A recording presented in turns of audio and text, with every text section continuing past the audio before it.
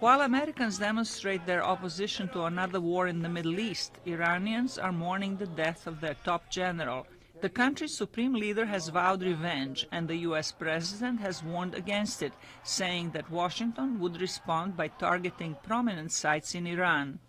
Democrats in U.S. Congress are concerned about Trump's escalation with Iran and say the House of Representatives will vote on a resolution this week to limit his ability to take military action against Iran without congressional approval. At times like this, it's essential for Congress to provide a check on the president, our constitutional role in matters of war and peace. A top Republican in the U.S. Senate has accused the Democrats of acting in the interest of the party instead of the country. Can we not at least wait until we know the facts?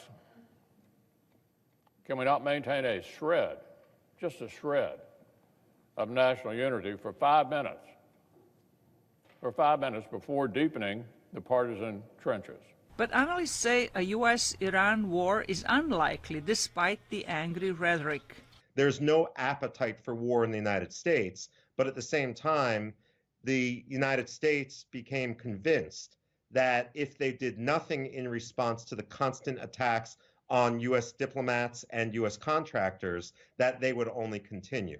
So there really doesn't seem to be much sense that there is going to be an imminent military conflict. Persian Gulf nations are eager to prevent a war in their vicinity, says analyst Barbara Leaf. The UAE and Saudi Arabia have been very muted in what they've said, but the theme of their comments is essentially time for de-escalation, time for a political approach to resolving these issues. Meanwhile, Iraqi officials seem reluctant to act on their parliament's decision to expel U.S. troops from Iraq after Trump threatened to impose sanctions on Iraq. Prime Minister Abdel Abdul-Mahdi is holding off on his, the signing of this legislation. The Kurds did not participate.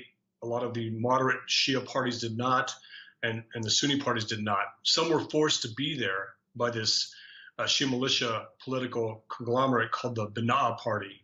They voted in parliament. They were the only ones there. Mahdi resigned at the end of November following massive anti-government demonstrations in Iraq and will step down when the parliament approves his replacement. Zlarica Hoke, VOA News, Washington.